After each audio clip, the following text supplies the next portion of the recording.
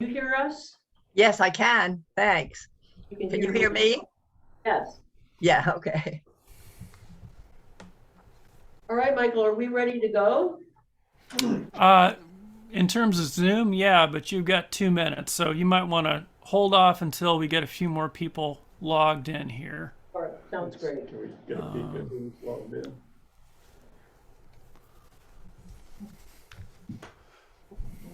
I don't think we heard it. That's a good question.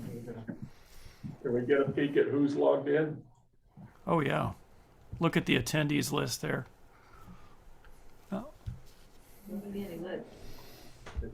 Participants. Oh, there's Fred. I don't see an attendees list. Participants. Participants, maybe? Yep. There we go.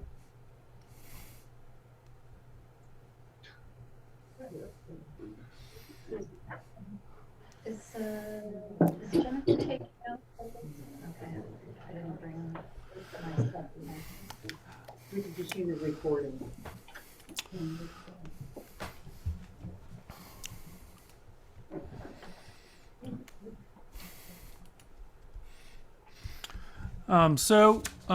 We've got folks logging in here, and we're going to start this very soon.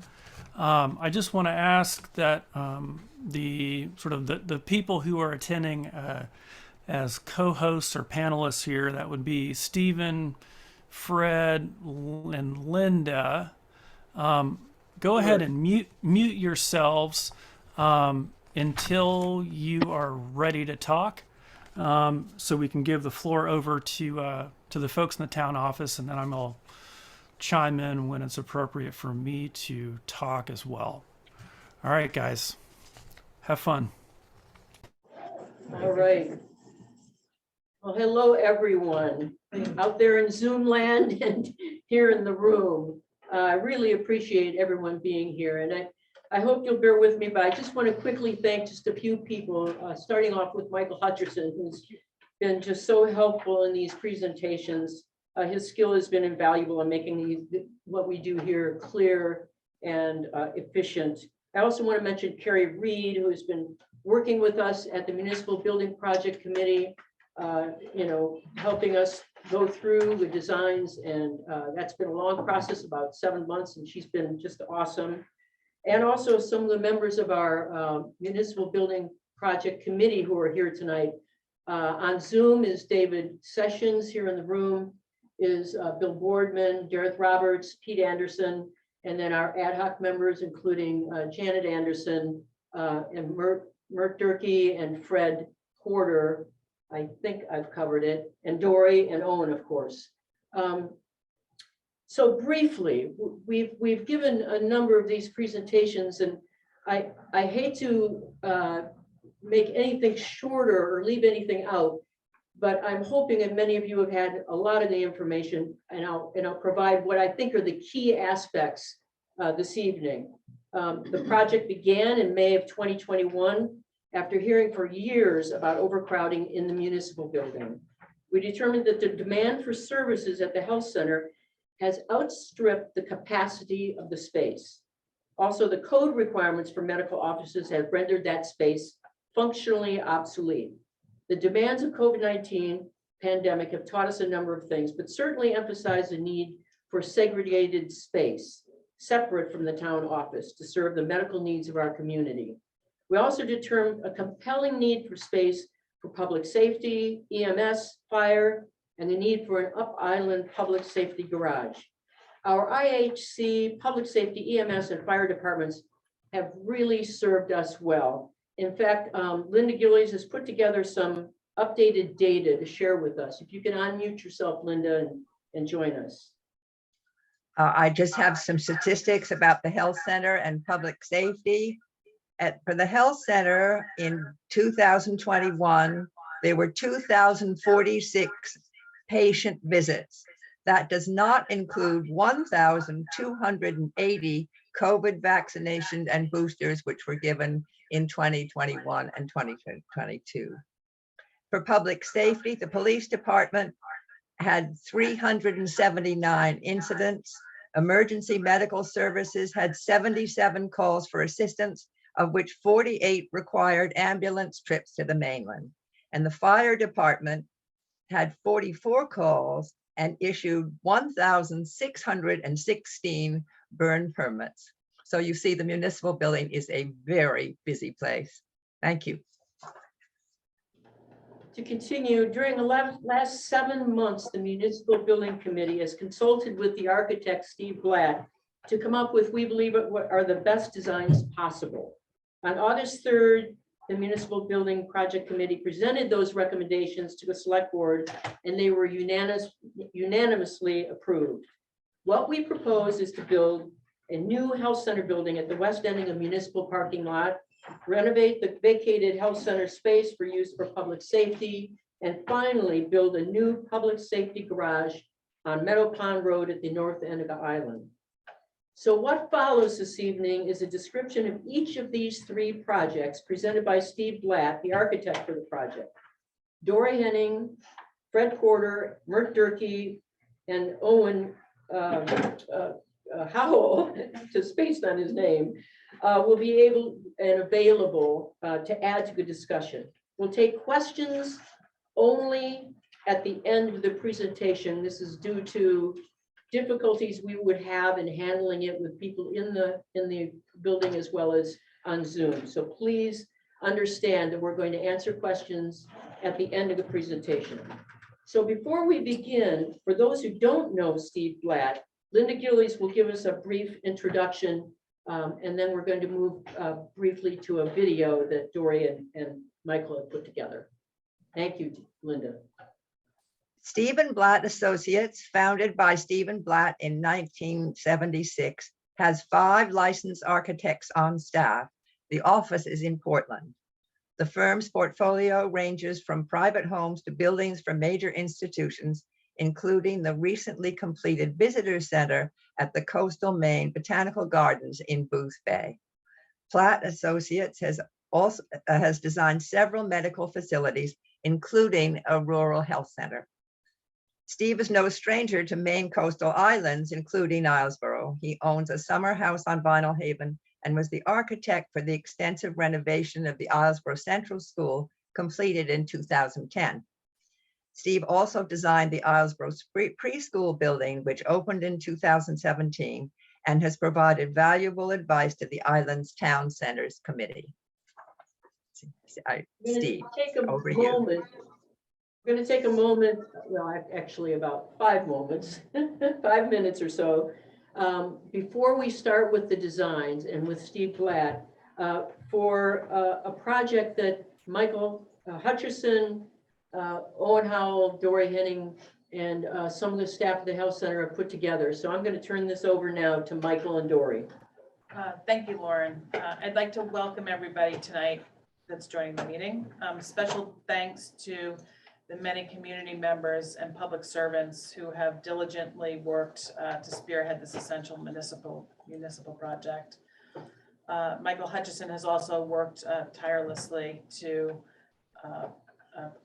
with the presentations to the community, worked with the audiovisual aids, and special thanks to his efforts.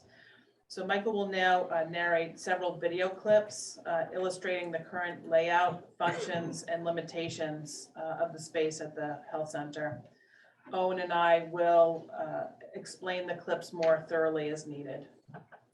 Michael. All right, guys. We'll see a series of video clips to illustrate the shortcomings. That's the key word here. The shortcomings of the current health center space. You will likely recognize my wife, Pam, Janet Anderson, and my mother, Christine Robb, who were enlisted as actors to illustrate these common scenarios. In this first clip, we see Janet as a patient exiting the exam room. She enters the reception area and is ready to check out.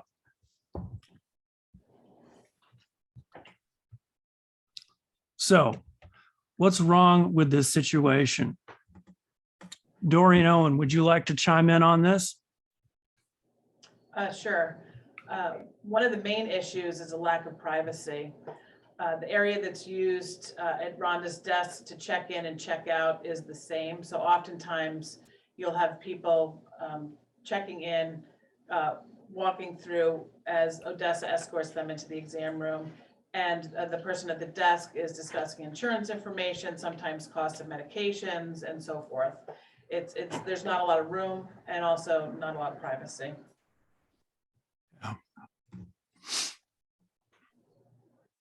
Thank you. So now we have a patient played by Pam who's arriving for a previously scheduled appointment. Odessa, the medical assistant, is doing the required COVID screening questions before Pam can be admitted into what used to be known as the waiting room, but which is now known as Odessa's office.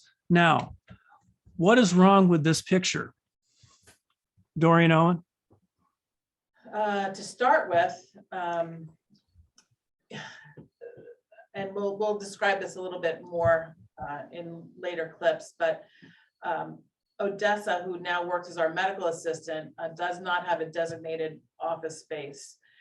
During COVID, we did not use our waiting room due to risk of airborne transmission.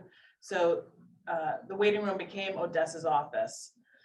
It's also used for storage because we lack other sufficient storage. We often receive multiple shipments of boxes, supplies that are often stacked up there.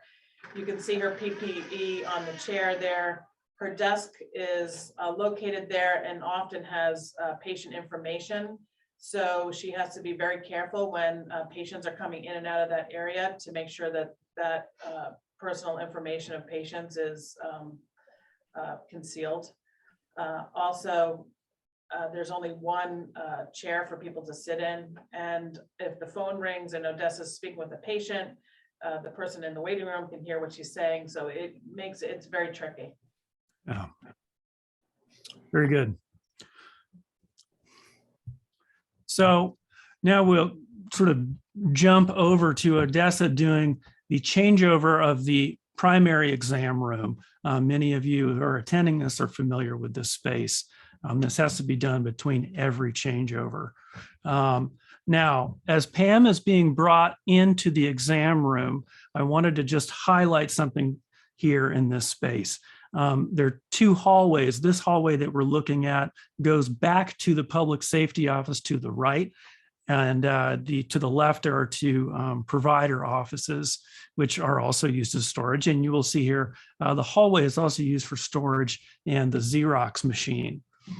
Now, this is an important frame. Dorian Owen, would you like to talk about this? Sure. This hallway is, you can see the whiteboard on the left, is used as a strategic planning board for COVID and other initiatives that we undertake.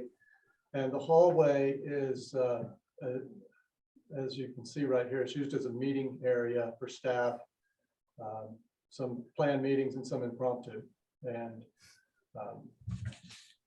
the patient has to walk through there. It's a thoroughfare for coming and going.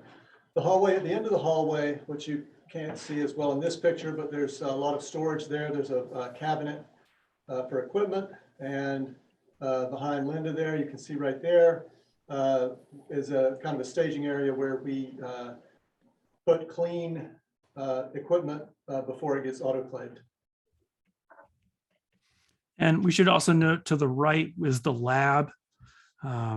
Maybe you mentioned that and I just missed it, but there's also one bathroom for the entire facility, which is located sort of around the corner to the left of this space. It's for staff, for patients, and also for laundry.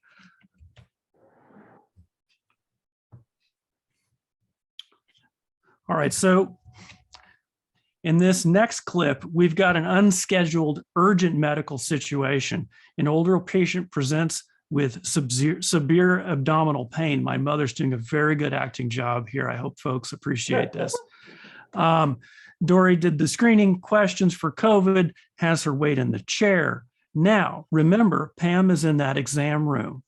And what's happening here? Odessa is putting down paperwork, but also turning it over as she should and is required to do, hinting back at the problem sort of previously mentioned by Dory. She has no office of her own. So she's going to go back and visit with Pam and say, whoops, sorry, we've got someone who really needs to be seen now.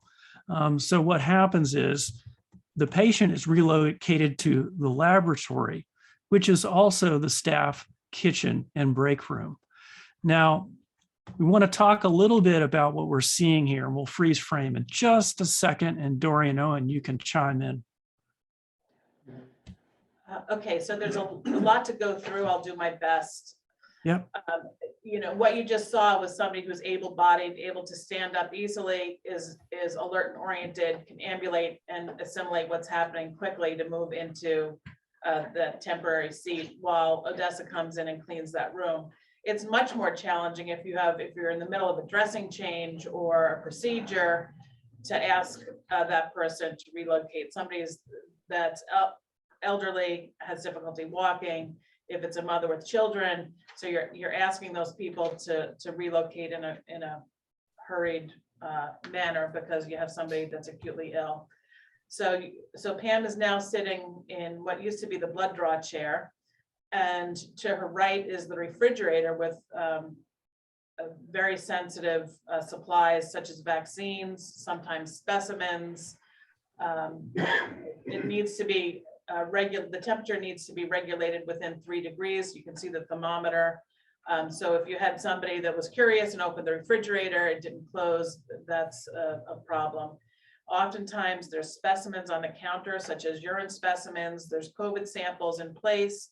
There is blood tubes that may be being spun.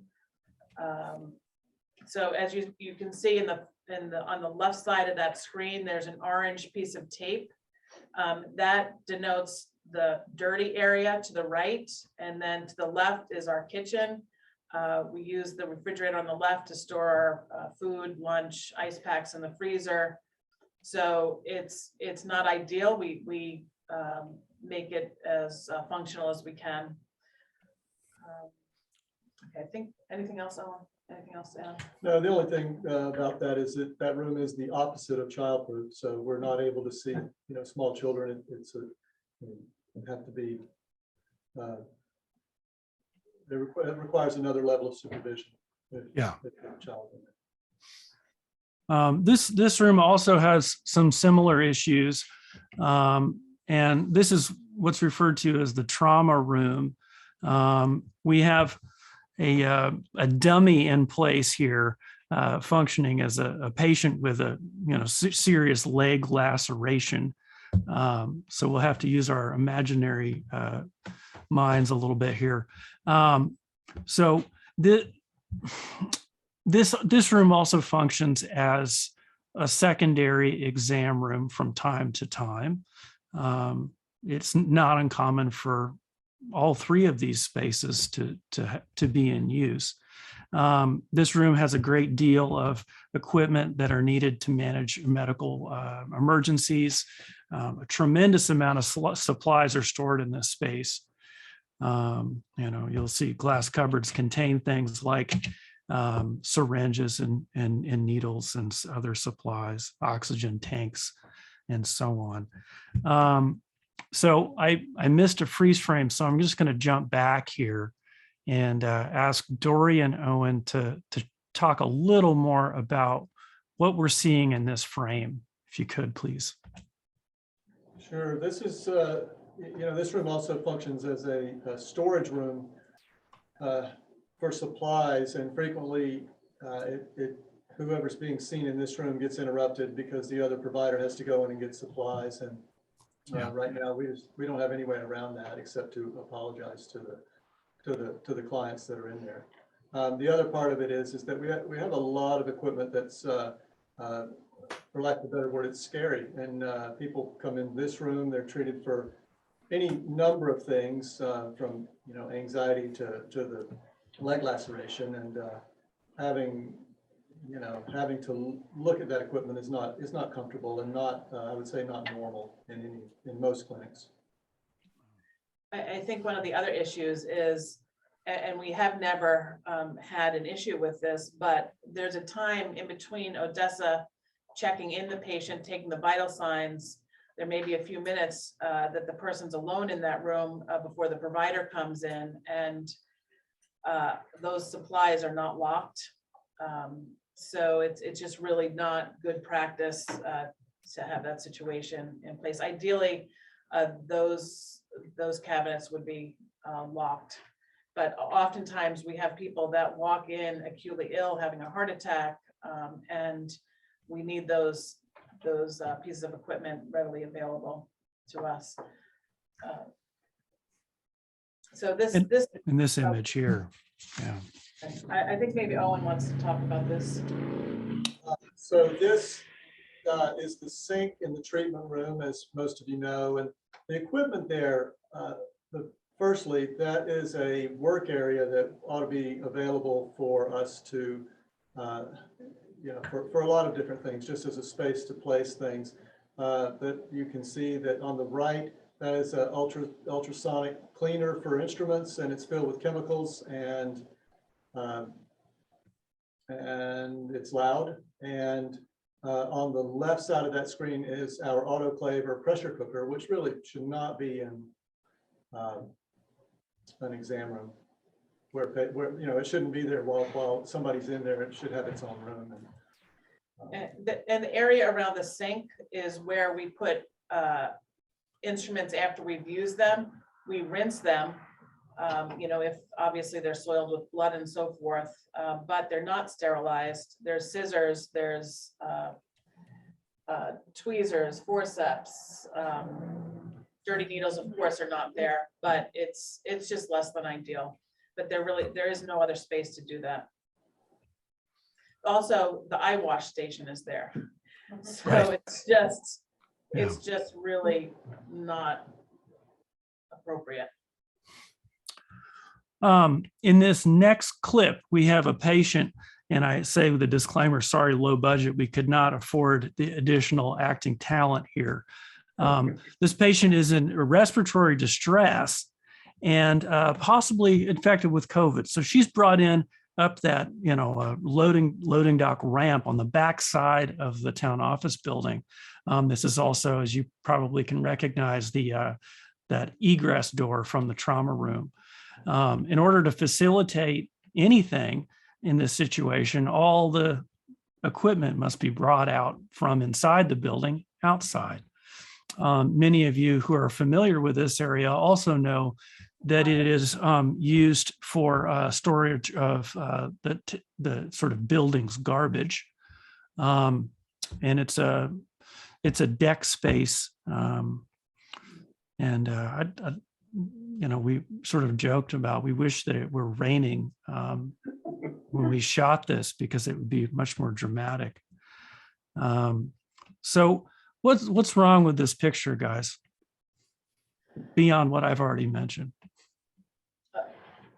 Well, one of the things is that sometimes when this happens, there is another person in the treatment room or trauma room. So there's the privacy issue.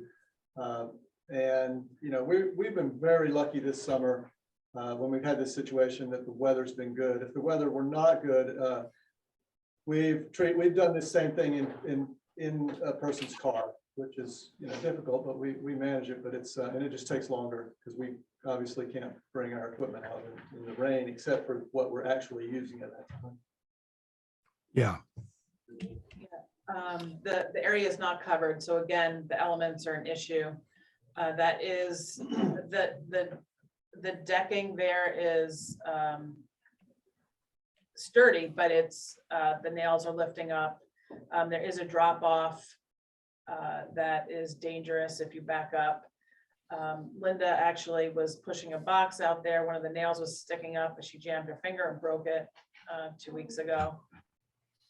I just want to keep moving, and this is a really fun shot here. So somebody want to talk about this? This is our pharmacy / storage, and there's a few things about this picture. And thank you for Odessa's agility. We appreciate that. We keep the important equipment everywhere in this room, so this is a pretty common thing for her to climb up and get something. And there's not really enough room in there for a ladder, although maybe after this video we should try to figure out a way to change that. But also, one important thing about this room, it should really not be used for storage. Pharmacy supplies need to be spaced out, and it should just be designated for pharmacy. We as everyone knows, we're very careful, but a pharmacy needs to be just for pharmacy and not for other kinds of supplies. There should be special ventilation, if you're reconstituting antibiotics or other medications. Ventilation is terrible. Also, you'll have 2 providers at once dispensing prescriptions. It's very small, and yeah. So Odessa's grabbing a nebulizer, which we're going to use on that patient outside.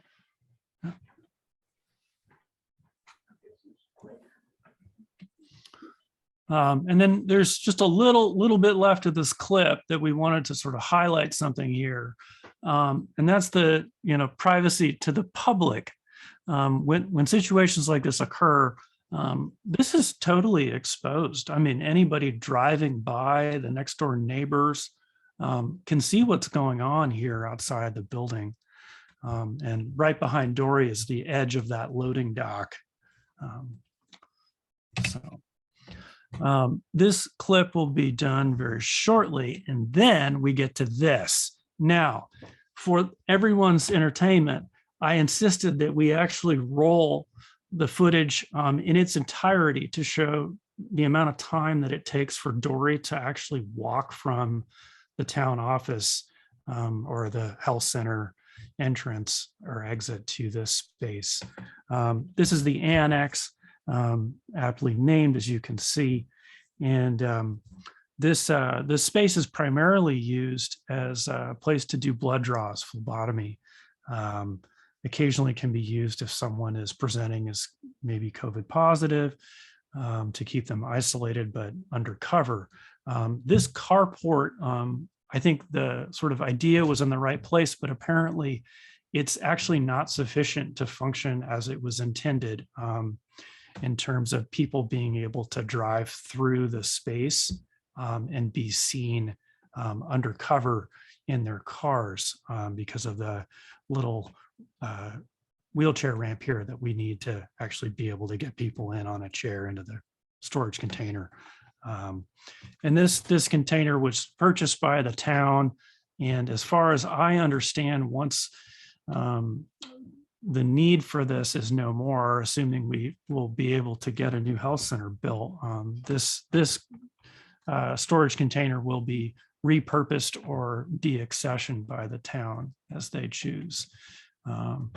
And I think that's it. Oh, this space also, by the way, this space has no plumbing. It has, heating and cooling, and it works okay. But this little sink here, if you can see my mouse hovering over the screen, that's the plumbing. There's no running water or drainage at all here. And I think that concludes the video segment of this program. Thank you very Thanks. much. Thanks for bearing with us, guys. So I'll summarize really quickly. The community of Islesboro needs a well-designed, safe, and efficient space to provide quality, primary, urgent, and emergent care. It will also allow us to attract and retain well-qualified staff. I think that many, if not everybody, realizes that we are going to lose Linda Wentworth. She's going to be retiring from this position. And we have been trying, and Janet can speak to this if she wants to, we've been recruiting for a third provider to fill Linda's position. And that effort has been going on over the past year. We have not been able to fill that position. Vern Ziegler has told me that a good friend of his daughter considered coming here and then found out how much they were paid and what the situation actually is, and declined because she could make twice as much in the mainland. So the municipal building project, which includes a purpose-built health center, fits into a larger strategic plan for Islesboro set forth in the Islesboro Looking Ahead document. It's essential for the long-term survival of this island. Let's look closer at the proposed designs for a new health center building. And at this point, I'll turn it over to Steve Blatt, the architect working for us, to walk through the health center designs. Thanks, Steve. It's muted. He's muted. We can't hear you, Steve. I don't know if you need to unmute yourself. Is he in that little speaker? Can you hear me now? Yes. Yes. Yes, okay. Hi, this is Steve Blatt. I'm over on Vinyl Haven, where it's just as beautiful as it over on Islesboro. I'd like to describe the project to you in a fair amount of detail, but I hope not too much. Pete Anderson, at these presentations, Pete's been describing the site in objective ways about how we came to select it, and that we have done the environmental studies, and we are in compliance with environmental regs, setbacks from wetlands. We all came to the conclusion that this town office building is really identified as the municipal center of the town. And especially now that the early childhood preschool is there, there's really some good civic activity. So in that everybody goes to this location for the medical center, it seemed to be that if we could create a facility that would provide the appropriate space for medical care, we would stay right on this site, which has been identified and which people know how to get to. So the site is quite large. It has a good septic system that is capable of providing our needs for a new facility. We would like to not do any more significant site work than we need to, but we also want to make sure that it's proper and long-lasting and timeless and won't need to be tweaked too much. So as you notice from this site plan, you see the building with the red outline. That's the existing town office building with the fire garage at the left end. And so we're proposing that when you turn in off the main road and look straight ahead with parking on the left and on the right, you will see the new medical building at the end of the parking lot. We are proposing that this parking area be changed into one-way vehicle circulation so that you will come in as you do now, but you will not exit the site that way. You will take the loop around the central treed area and use the road that the early childhood daycare uses as our exit.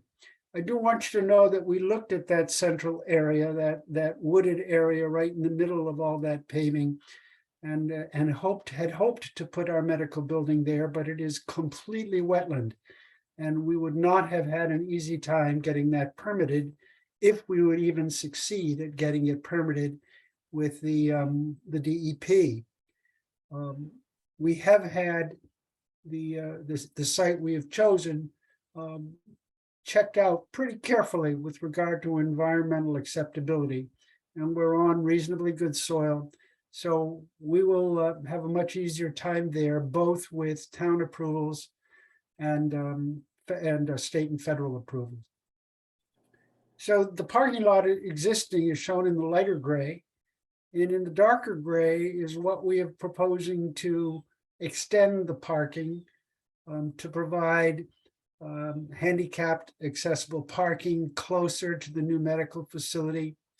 And even as you come in the parking and turn left towards the exit, there's a gravel area that Mert uses for a cookout.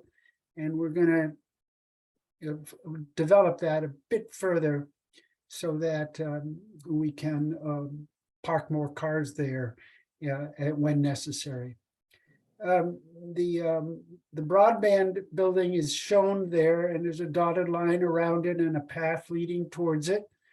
And then to the further left, in faint red lines, you'll see the septic system outline.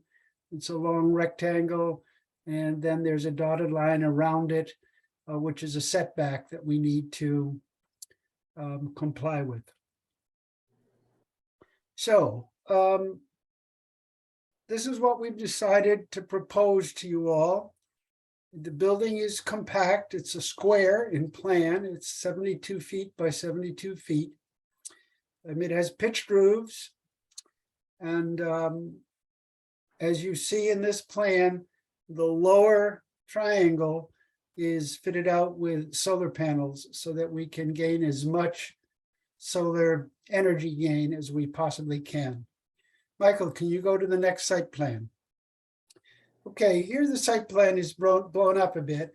We're going to take you through the building in just a second, so we won't take too much time on the plan now, but this is just to show you that to the right upper corner outlined in red, the tan mass is the fire barn, the current.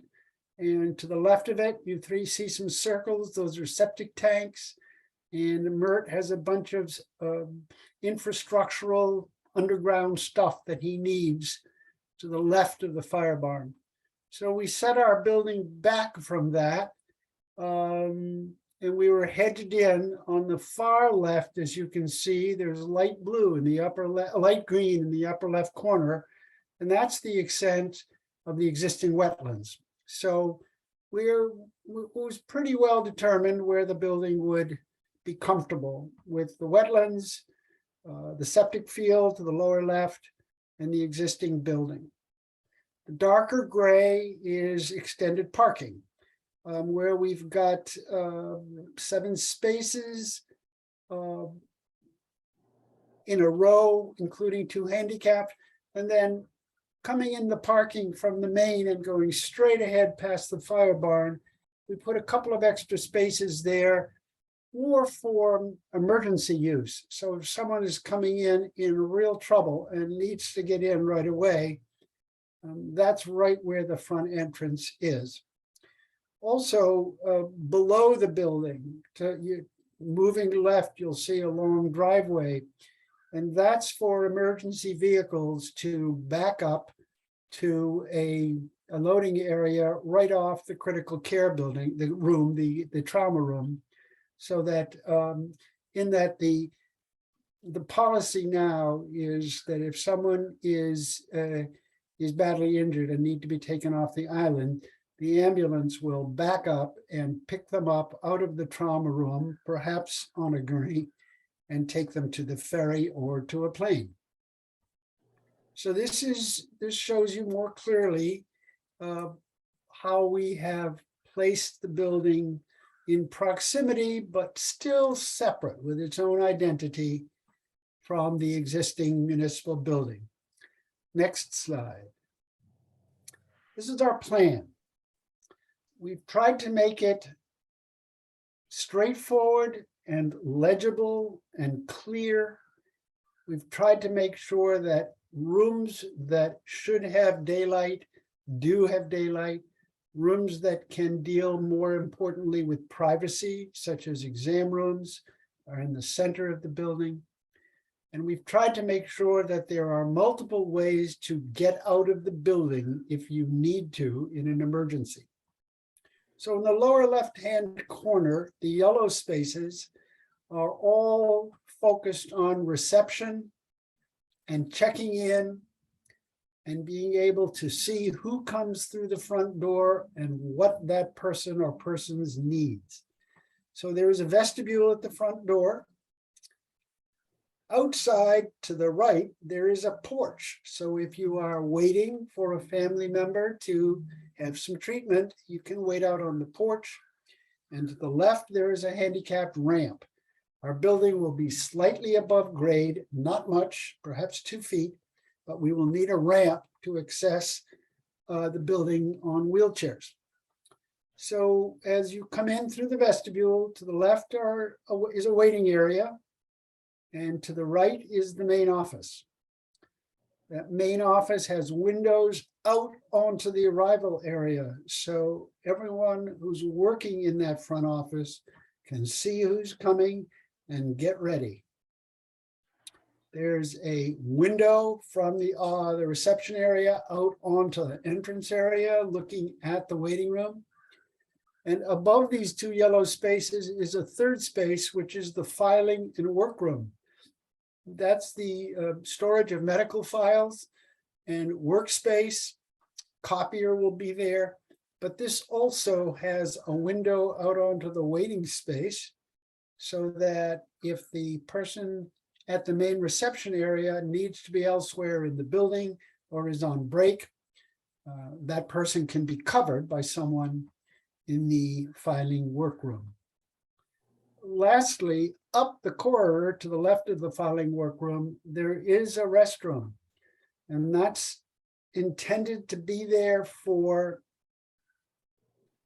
use by someone who is just coming to the facility and hasn't been seen by a provider and must use the toilet, and therefore you don't have to ask. You just go up and use the toilet. There will be signage.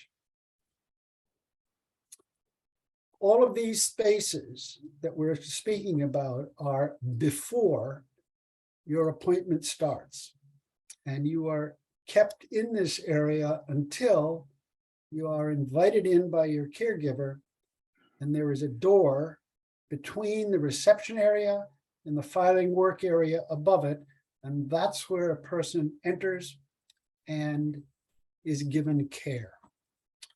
There's a long corridor that leads down to the building from left to right.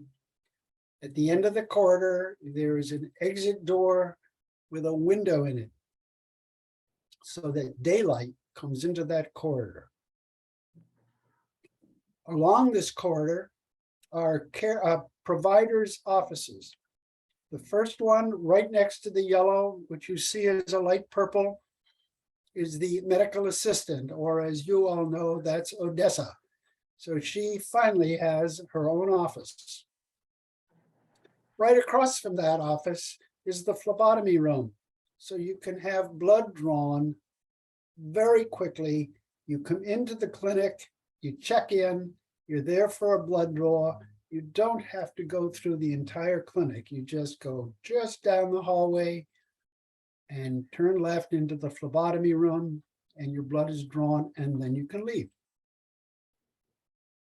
Going back to that long corridor, there are 3 green offices. The first is the director's office, which is a single person's office, a single office.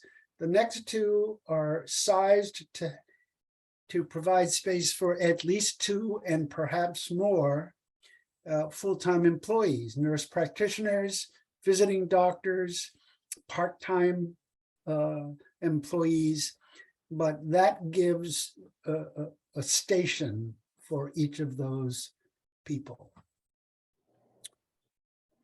When a patient comes in for an appointment and checks in and goes through the door and starts down that corridor, just when you pass phlebotomy and Odessa's office, you can turn left, and there are 3 exam rooms.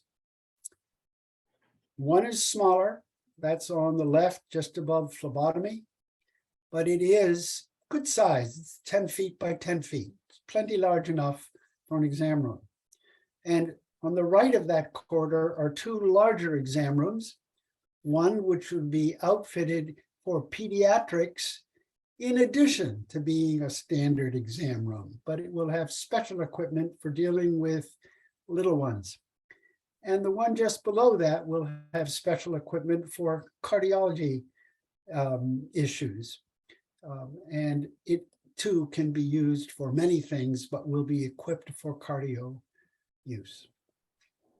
So if you go out in that hallway, if you are a patient being seen in an exam room, you also can go straight up that hallway, and to the left in a light purple is a restroom. And I don't know how you feel, but when I go to an exam room for an exam, I usually also need to use the restroom. So we put one there that's very convenient. It's also adjacent to the laboratory to the left. And so if you are asked to give a urine sample, you can provide that in the bathroom, pass it through the wall into the lab, and then go back to your exam room. The laboratory is located where it is because it is convenient to patients and urine samples. It is adjacent to the critical care or trauma room, which is the green room at the end of that corridor, which has a door out onto what we call the loading dock. And that's where the ambulance would back up on that driveway and take a critical care person on a gurney right into the ambulance. So the critical care adjacencies are the laboratory, and then across the corridor just below is the pharmacy. That's a very private room. It is used just for medicines. It is locked. Patients do not go in it. It is for caretakers. If you look at this corridor that we're on and you move left to right, you will again see that at the end of the corridor is a doorway with a window in it. So you have daylight in this corridor as well. And as you move down that corridor past the restroom, the light purple room is laundry and sterilization. Beyond that is a custodial closet, and beyond that is a mechanical room. Back up a minute to the crossroads and head up to the top of the plan. As you move up to the right is a staff break room with a little kitchenette. To the right of that is one of the larger rooms in the complex, and that is a meeting room, medical training, and IT, internet training for virtually any use that one would need. So there's a room that is not used by any particular person, but it is there to have group meetings. Come back out that little corridor and you will see a staff bathroom. That's a larger bathroom because it has a shower in it. All the bathrooms in this facility are handicapped accessible. The circle you see is the required 5-foot diameter for a wheelchair to spin. We don't have one shown in the yellow restroom that we talked about very earlier over by entrance, but that too is handicapped accessible. So should there be a patient who comes in very dirty from an accident or bloody, they can be showered in the staff bathroom.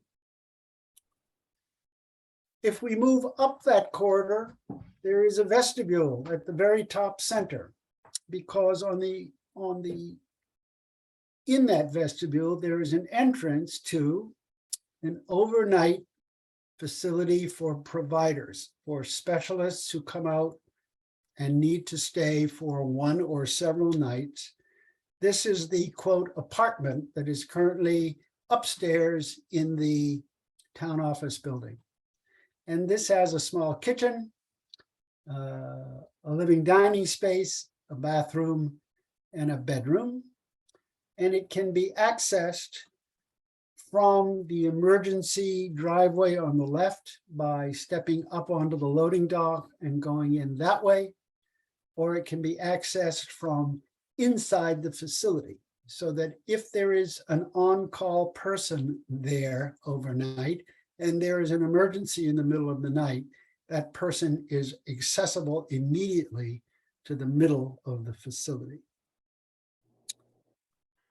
The only spaces we haven't spoken about yet are, if you travel with me back to the entrance area, to the yellow, there are 2 offices on that corridor up to the little yellow bathroom. And those are intended to be used by other providers other than those working in the clinic. So they could be a counseling room, it could be telehealth, it could be OTP or dental. It could have a number of uses. In fact, we've even provided that one of them, the lower small one, could have a door to the outside. So if someone were needing counseling of some kind and came into the clinic and had a counseling meeting, but was very upset and needed to leave directly to the outside, they can. I'm sure we haven't thought of everything, but we've really tried to be inclusive. I know I forgot to tell you that way over at the right, the light purple room is storage.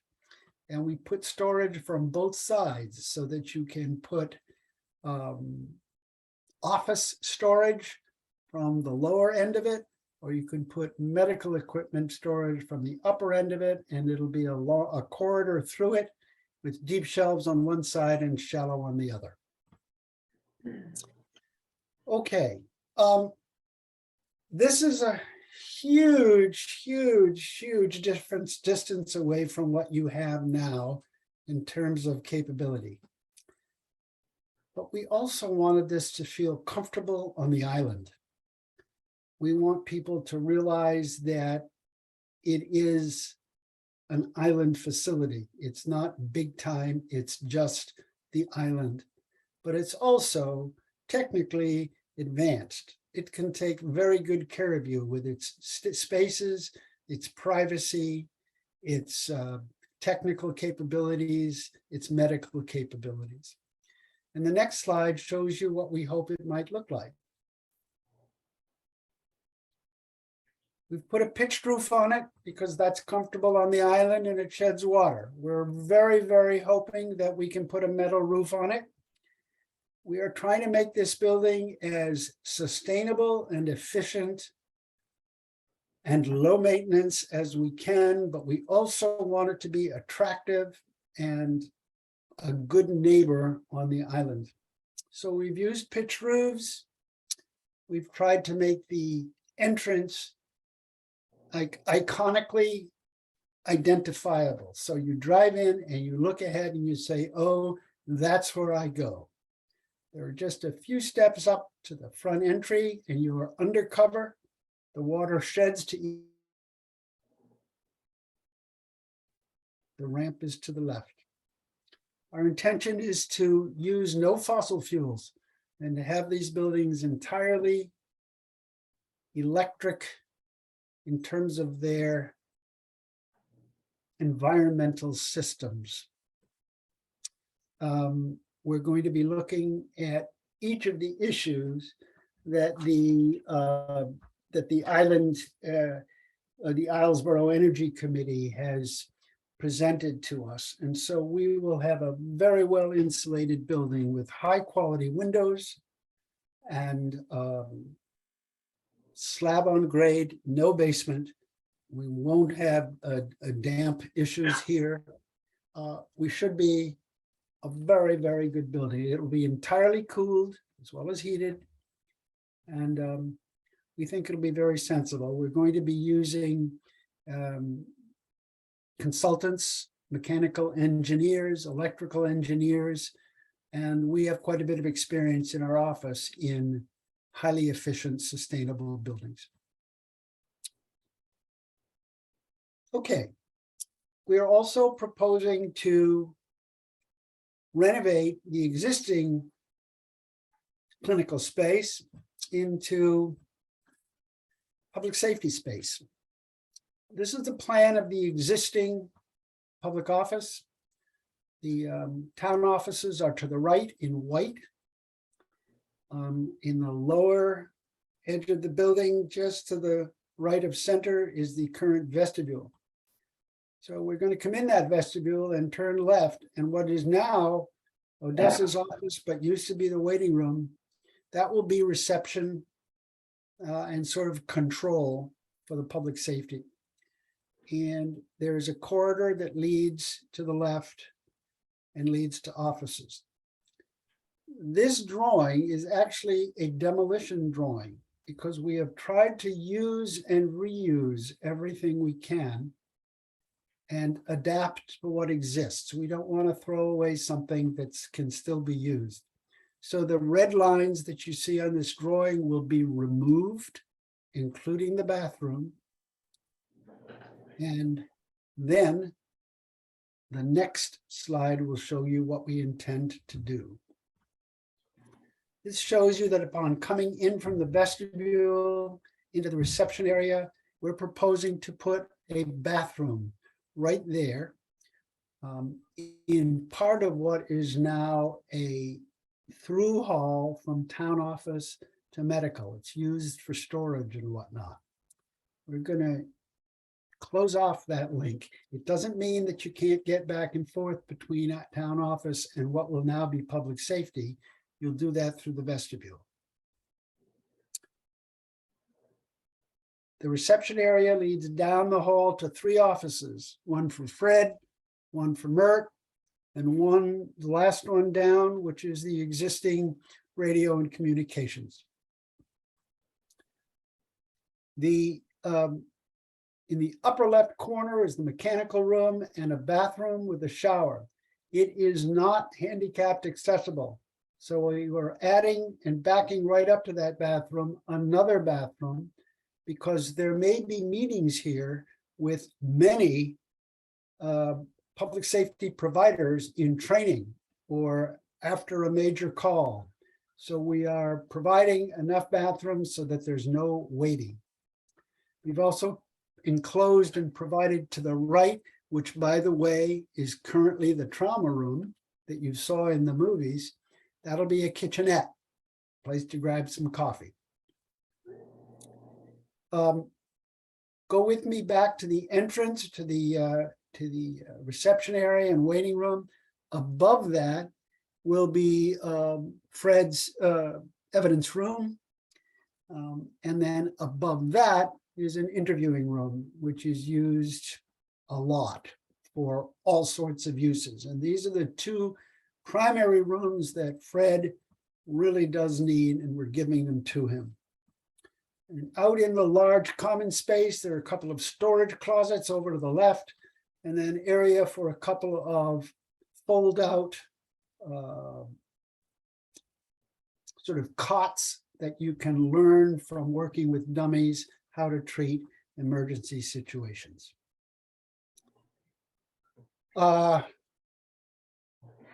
The town office does pick up 1 space, and it is to the right of the existing town office bathroom, and that will give them more storage space. It's just to the right and below the current vault, which is right in the middle of their space. Other than that, town office space does not change. Okay, that's project number 2. Project number 3 is Up Island.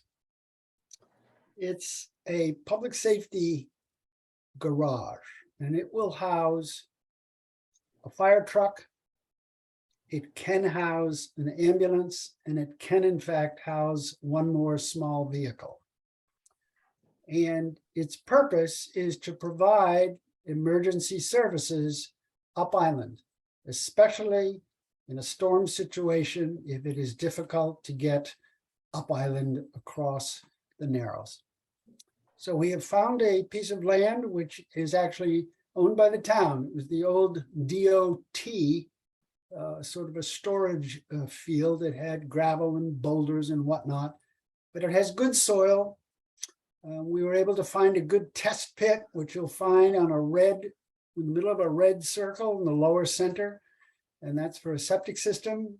Will not have to be very large. Nobody is living here. We will have to get a water source.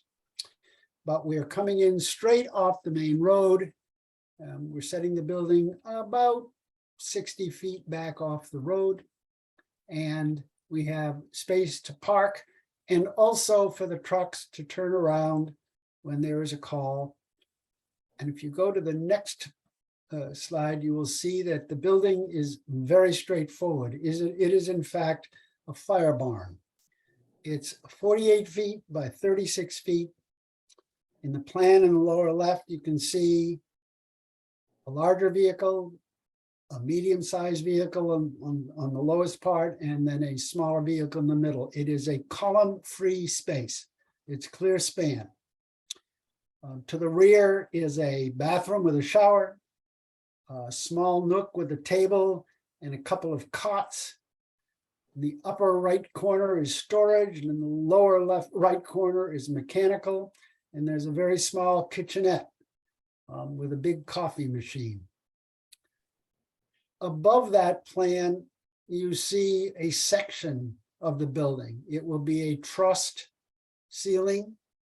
The building will be insulated. We are going to use very simple, very rugged, very water-resistant materials. We want it to be pretty self-sufficient. We're going to prepare the south-facing roof, which on this section is the right roof.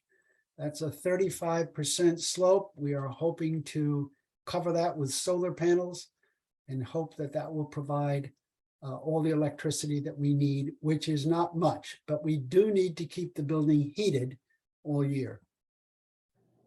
It's a slab on grade. That heat level will be probably no more than 60 degrees. It'll be well insulated so that heat will keep. There'll be a few windows, but they'll be small and of good quality.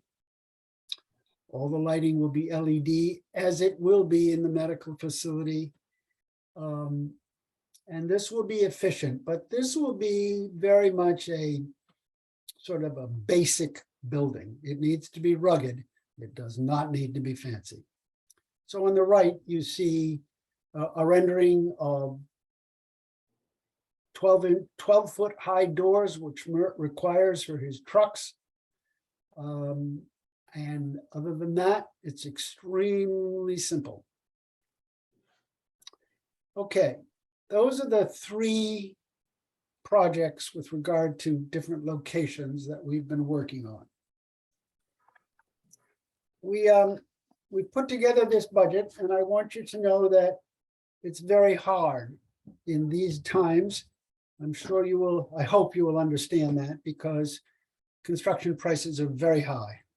We have consulted with an independent cost estimator who works with us, but in that this is just the concept phase, what we can do is do square footages and put a dollar figure on that.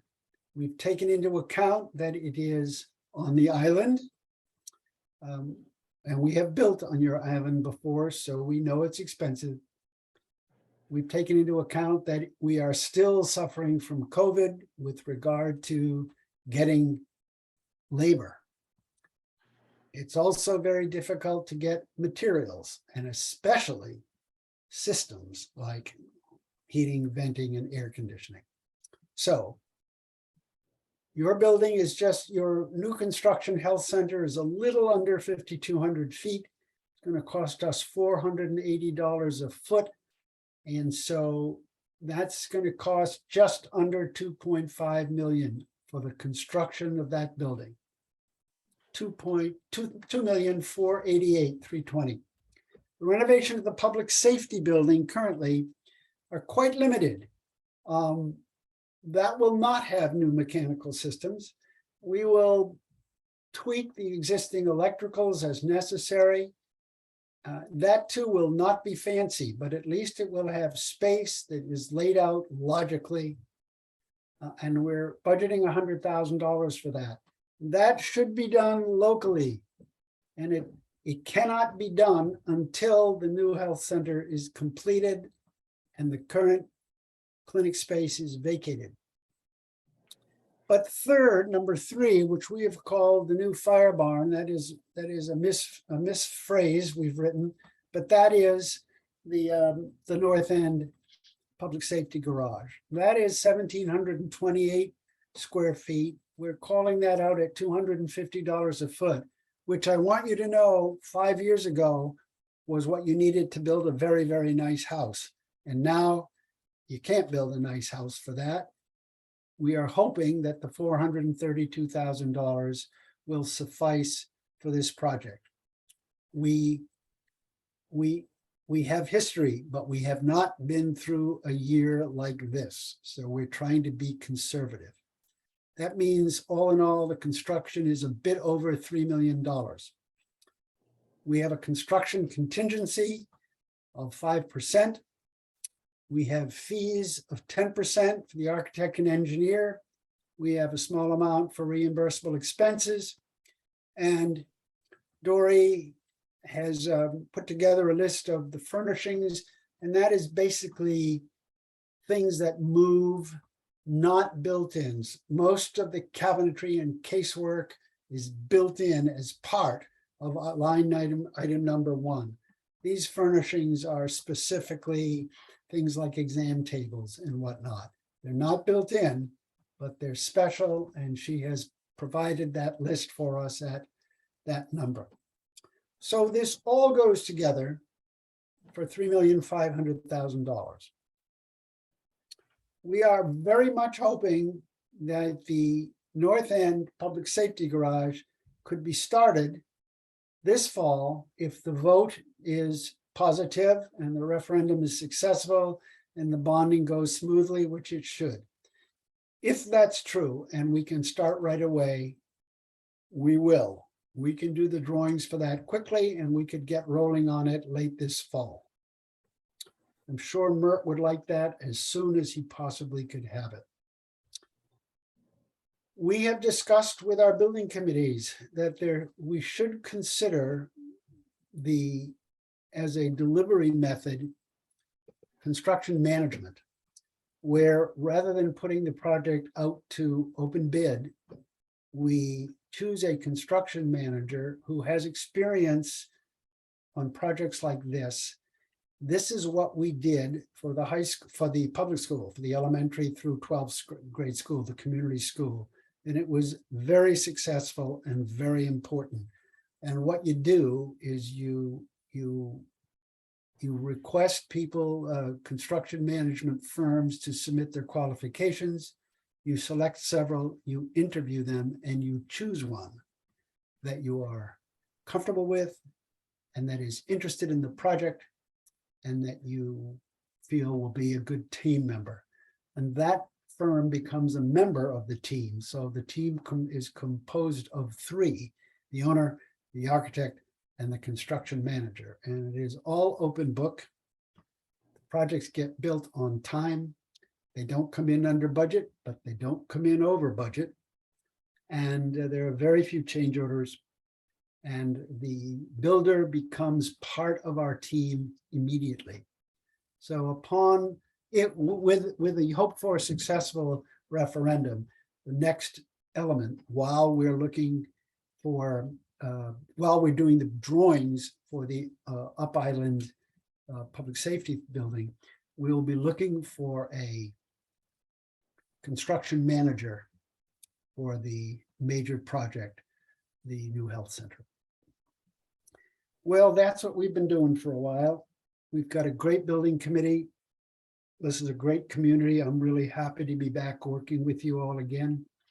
And I hope you think that what we've done is both sensible and wonderful. Thank you.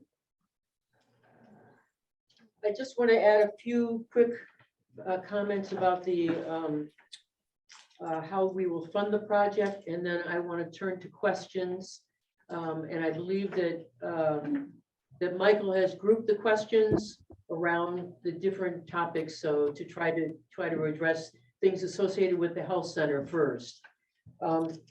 So we expected the project, as we noted, would be $3,500,000, which will be met through a combination of public and private funds. 50%, a total of $1,750,000, would be covered through the acquisition of a 20-year bond.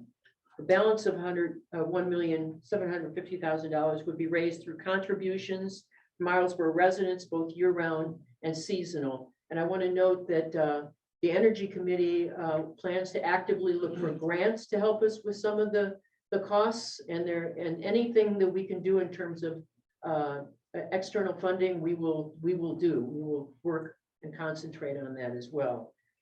So what is the impact of $1,750,000 bond on taxpayers on Islesboro? Vern Ziegler has asked me to convey the following statement with regard to that. If the taxpayer's share of the project is $1,750,000, we borrow that amount for 20 years at an estimated rate of 4.597%. The impact would be a current increase in the current mill rate of 0.4 mils. That means that for every $100,000 of taxable value, the annual cost would be $40. Islesboro's mean assessment is $316,423. So the impact on that amount would be $126.57 in annual taxes per year. If your tax assessment is approximately $300,000, your taxes will go up about the price of 4 ferry tickets per year. Now, if you have any questions, please raise your hand. Those of you who are on Zoom, there's a Q&A box where you can list your questions. And if you don't mind, the folks here in the room, if we could go to Michael and see if there's questions in the on the Zoom first to make sure we catch those. Michael? No questions yet on this end. Okay, anyone in the room have a question? About any, yes, Toby. I've been listening to so many facts and figures that I'm kind of in a dizzy spell right now, and I'm wondering, is all this information going to be posted so that we can access it later? Yes. Okay, so We'll it'll put be that. on the website or whatever? We have an existing website and we will post the designs, the cost figures that Steve went over. And we will also, if we can, Janet, list the range that Vern Ziegler put out that shows the impact on the taxpayers. It's a range from very high level of tax charge all the way down to, much lower. So we'll put that range on there as well. And the website is on the town website. If you look on the left side at the different organizations, it's the Municipal Building Project Committee is how it's listed. It's on the, I actually pulled up information today so I could get ready for the meeting today. And so I looked at what was on there and I couldn't see the website. It is on there. And Toby, I can That send doesn't mean you. it wasn't there, I just didn't see it. Yeah, it is listed as Municipal Building Okay. Project, Islesboro Municipal Building Project Committee, and then if you go to that site, it opens up, and we will add the designs. We don't have that on there now, Okay. but we'll add that. Right. Yes, Gene. Could I ask a second question? Yeah, Or do I sure. have to wait? Sure, go ahead. I have environmental, energy, sustainability, and similar concerns about what the preparation is going to be and what the accountability is going to be for those issues. And I'm wondering if there is a statement about that on the site. That's covering a lot of territory, Toby, but we plan to work with the Energy Committee and continue to address whatever issues come along. We're right now, we haven't even, the town has not approved this project. So there's a lot of work once we know that the town has Right. decided to go forward with it, then a lot of these issues will be discussed and answering questions like that will be very important at that time. Well, you understand where I'm coming from Yes. because of the groups I'm involved Yes, with. yes. So I would like to see those questions answered. And I don't know when it can be done, but it seems to me those issues should be part of the planning in the design. And for example, I saw the information we got here that showed a solar array on the fire barn, but I didn't see anything on the other building, and I was wondering why that isn't being done, why that isn't being planned, or at least it wasn't in the. He went over it. It is. It is on the building. On the health center? Yeah. The new Could we, center? could Yeah. we, could It's we on there? meet, Yes. Okay. Toby, we can meet and you and I can talk about some of these issues and make sure Okay. we cover it. All right, Jean? that's good. I'm embarrassed, but I don't get out much. I don't know where the town stores its rocks and boulders. Where what? Where this piece of land where the town Oh, stores okay. boulders and rocks. Can you tell me roughly where Up out of the fire. land is? Oh, I- yes, I'm If you, sorry, if you were heading towards the transfer station, you're almost to Clifford's. Go M&M. M&M Garage. Yeah, It's on your right. thank you. Sorry. Good question, though. I wouldn't have known either until it was explained to me. Bill? I've got a question, I think maybe for Steve. Steve, I'm assuming that the construction manager is not included in this budget, is that correct? Oh, it is. We're expecting the construction manager's fee will be within the dollars per square foot. Okay, great, thank you. Okay, These are really good questions. Please, Julie, do you have anything that you want to? I should sit next to the door before, I'm sorry? I should sit next to the door before I start talking. I am not a proponent of this, particularly right now. I find that in this particular time frame and the amount of cost that we've seen with construction, I think it's irresponsible as a town to take this on. We don't know where construction costs are headed. It's a beautiful building, and I mean, no disrespect to all the work that's been done by everybody, and I do understand a lot of the issues. I just feel like there's not enough conversation around the fact that that is a very extravagant building, well planned, well thought out, but we are, I think, year round 600 people, or have we gained another couple thousand? That's a lot to take on. It's a lot for that number, and I do understand we explode in the summertime. The $126.50 in added additional taxes per year sounds, in a sense, minimal if you go the ferry ticket route, but for some people that's a lot. When you start adding on, I see full-time nurse practitioners, and you have psychiatric help and all these other pieces. My concern with that is you're building it and they're gonna come and yay for that, but those additional costs to the taxpayer will be what breaks the working class of this island, in my opinion.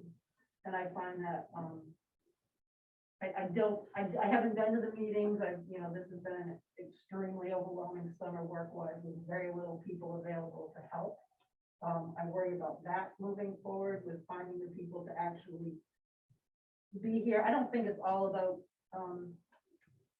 how wonderful your facility is when you hire somebody to come here. I think they're a good fit for the community if they can make it work. I mean, we've made Owlsboro life very easy for many people. We are no longer what I grew up knowing. I'm a very proud and self-sufficient people who don't need to go to mainland all the time. We can do all this. So I have a lot of concerns surrounding the whole project.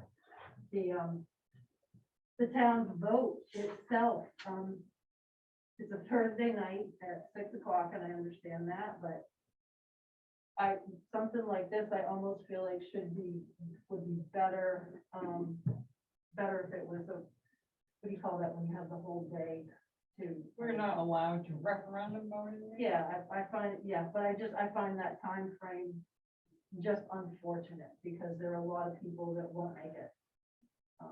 And that's really too bad. You're not gonna hear from a lot of people that have voiced concerns, the same concerns that I have about what this means to the island in the future. You have covered a lot of territory, and a lot of those questions are extremely important. And I'm not going to pretend that we can address all of them. I want to hit on a couple and then see if there's anyone else who wants to comment on them. The building is built, the design is built not only for the current needs, but also for future needs.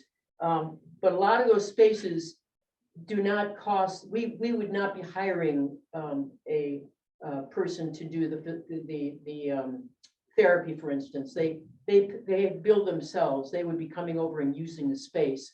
We'd be providing the space. And there are other things similar to that in terms of capacity, but it's built to be a little bit bigger than we need because we do need the possibility of expanding. And, you know, that site isn't very large. We want to make sure we use it efficiently.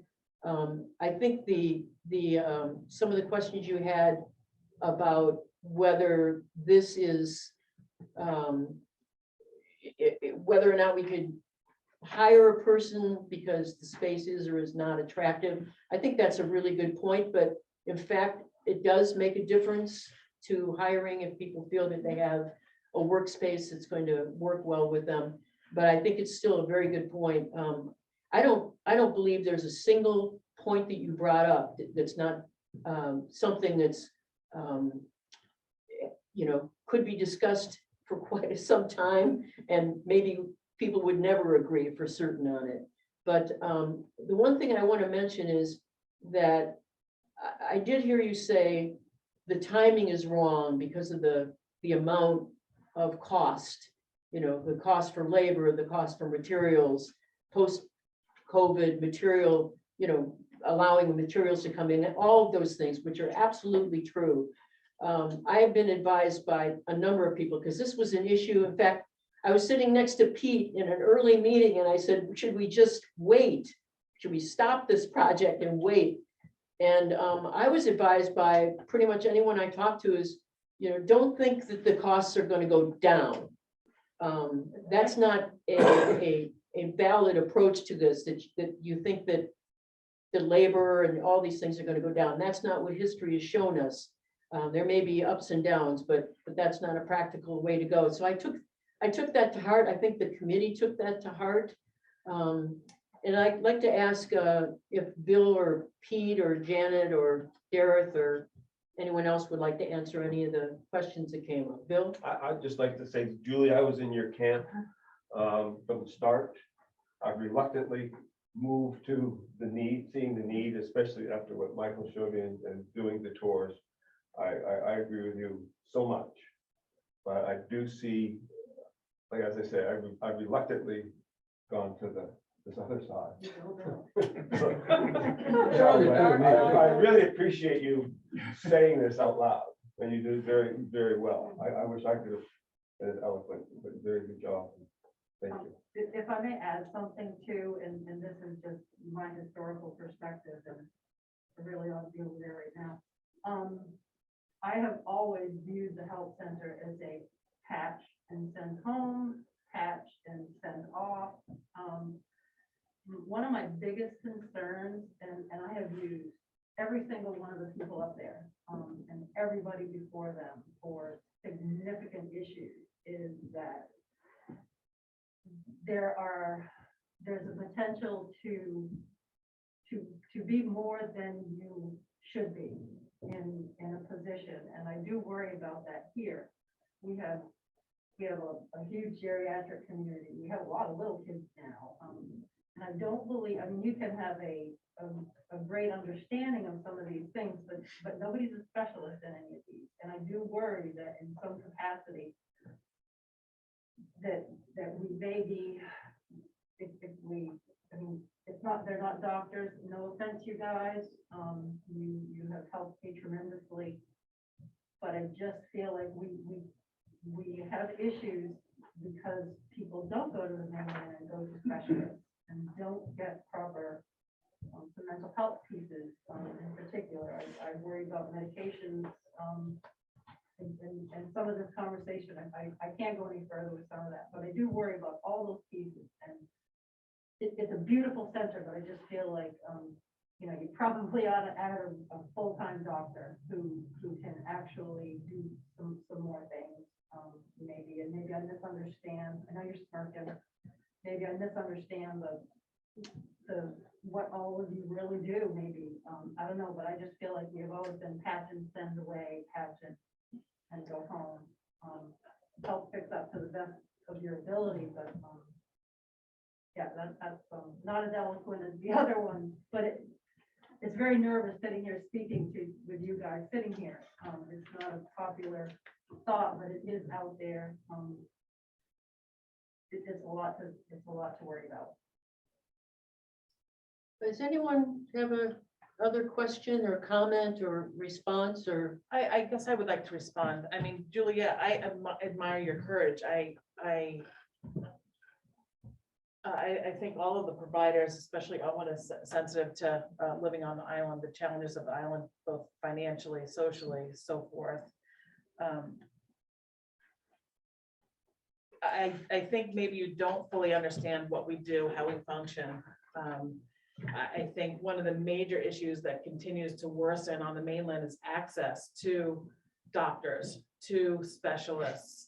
And without a primary care provider that you can access readily, that can help facilitate communication, well, you're out of luck.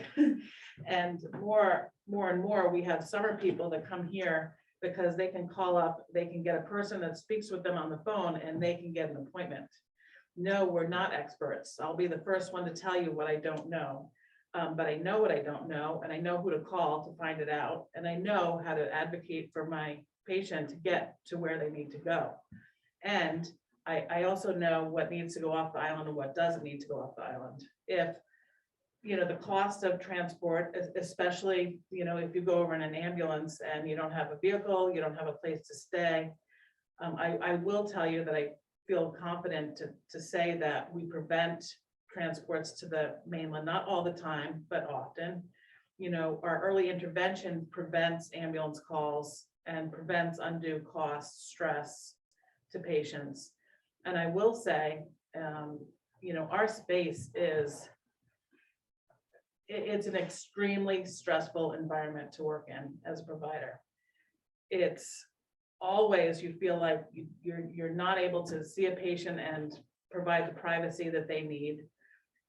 My office, the copy machine is right outside my office. I can't hold a conversation. I can't dictate a note without trying to close the door and still, there's so many, not that there's so many people, but anyway, I'm sorry to be going on and on. But what I would say is, as a provider, it is contributing to burnout, and the space, the energy of the space is terrible.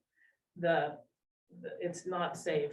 And it's not that, we need something elaborate, but I think it's only going to help the island, the health wise. And yes, there's voids in care to the pediatric population. I've wanted for years to have a space that we can invite a main health provider over to give childhood vaccines, so families don't have to go over to the mainland.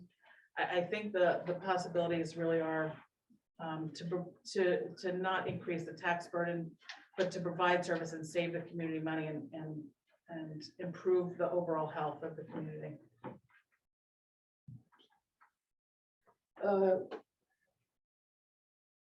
Again, I want to thank you. There was a lot of Absolutely. good information. And I think you're certainly not alone with some of those questions. So the more we can hear them and attempt to answer them, Julie, the better we all are off. But I would urge you to follow up with one of us. If you haven't been satisfied, I'm come good. back I to just- talk to us some more and see if we can. We may not be able to answer your questions, but I sure would like to try if we can. Do we have anyone else who wants to ask a question or make a comment? Is there any? Are there any questions now, Michael? No questions really. I have a comment, and I'm sorry to drag this on a little longer for everybody, but I feel like it's really important for me to say a couple things here. I mean, I'm helping facilitate things here because I'm the guys, I guess, on the island who does this sort of stuff. But I also firmly believe in this project. And I believe in it for a number of reasons. I'm curious, and I can't see who all is attending this at the town office right now. I do see from the list of people who are attending remotely, most of the names here I do recognize. I'm not totally sure how old Cressica is, but I think that between herself and me, we may be the two youngest people sitting in on this meeting today. And I think I probably have been the youngest person in the room by far in all the previous meetings that we've done on this project.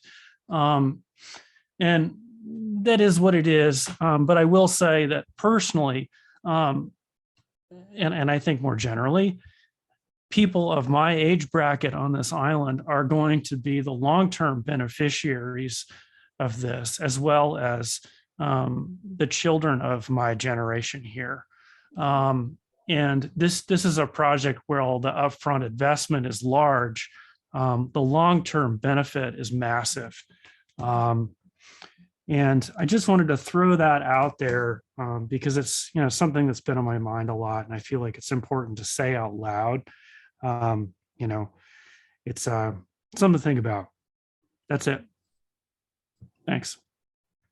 Oh, I didn't get a chance to hear anything from Mert or Fred. Do you want to add anything? It doesn't have to be in response to any of this discussion we've already had, but Mert, do you want to add anything? You'll just need to unmute yourselves. Yes,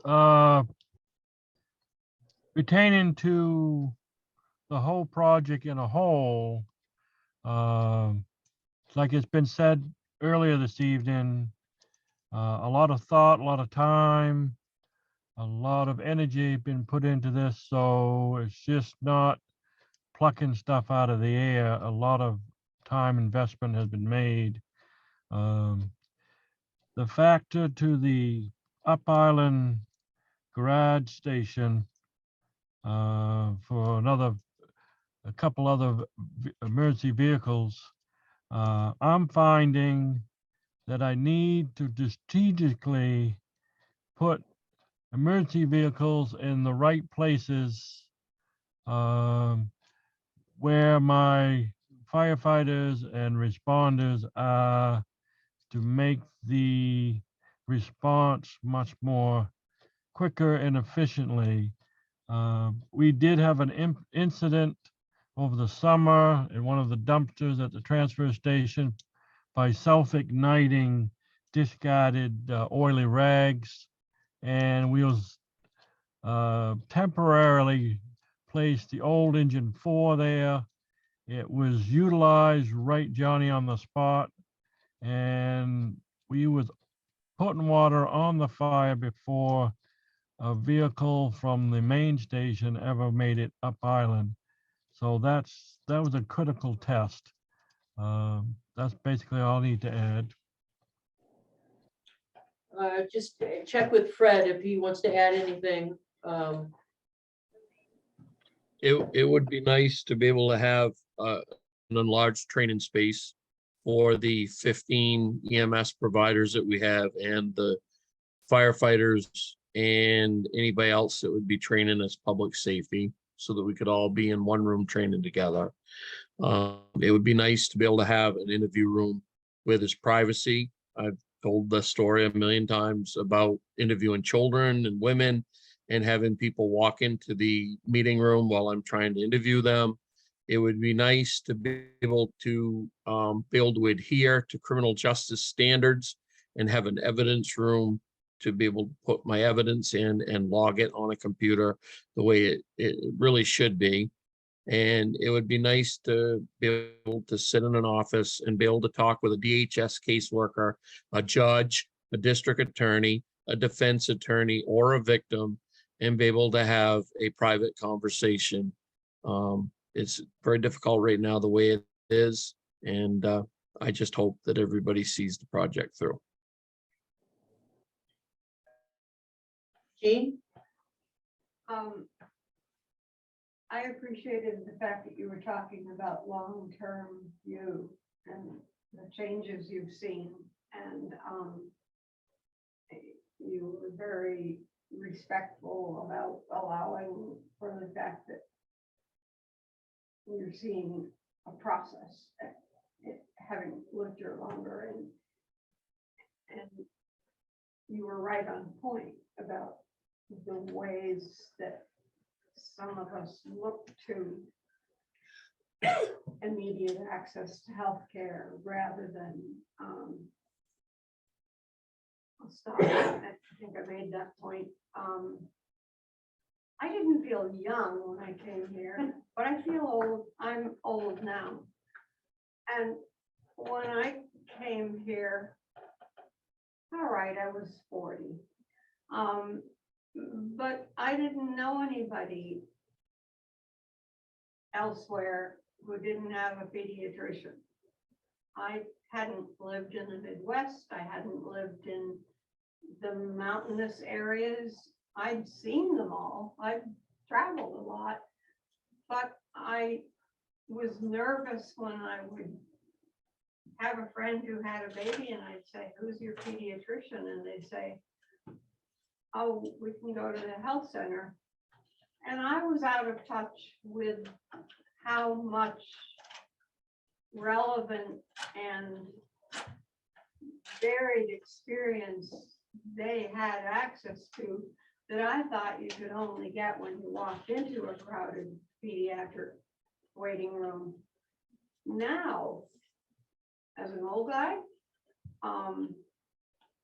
and I guess most of you know, I've just had a couple of cancer surgeries in the last month, and I'm doing fine, and that's with 1.5 eyes, and a cane on a good day, and crutches on a bad day.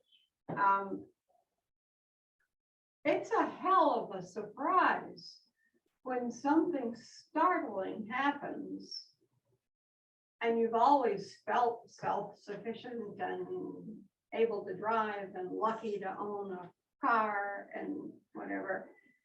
And all of a sudden something happens that you've heard about because you hear older people saying it happened to them, and all of a sudden you're one of them. That decision of can we safely evaluate the possibility that this is life-threatening here, and if we think that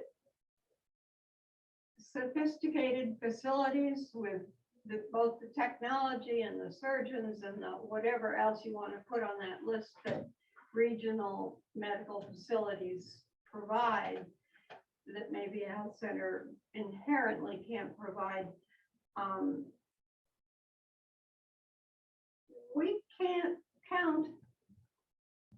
As wonderful as this town's and the state population support for Lifelight is, how many towns can those 2 helicopters get to if there are strokes and heart attacks? And how long does a PA have to get in touch with somebody who can say, we're 90 minutes airtime away, but we'll come? So now I marvel at the option to have skilled, alert, known and familiar and comfortable faces respond when something that just makes your heart pound happens, because none of us expect it to happen. But to get sorted out and whipped off in an ambulance while someone is also monitoring the likelihood that you're dealing with a life-threatening situation and making good judgments about how high that urgency is. And I saw it up close not long ago. It's a godsend. I used to wonder how we got by with 1 ambulance. Now I know it's because it doesn't matter who on our medical team is the responder. They know, and I don't know how to tell whether we're dealing with minutes or hours of the luxury of getting to highly skilled medical facilities. And even if we had 3 ambulances, but didn't have the screening skill, the professional life-saving screening skills that we have here, oh, we wouldn't be safe. Here, here.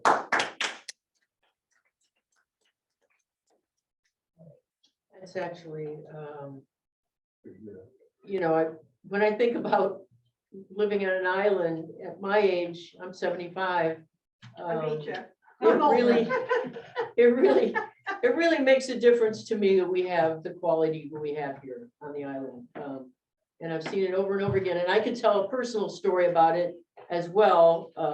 Linda Wentworth rescued me from, I have a autoimmune disease, and I needed to get a beta blocker fast.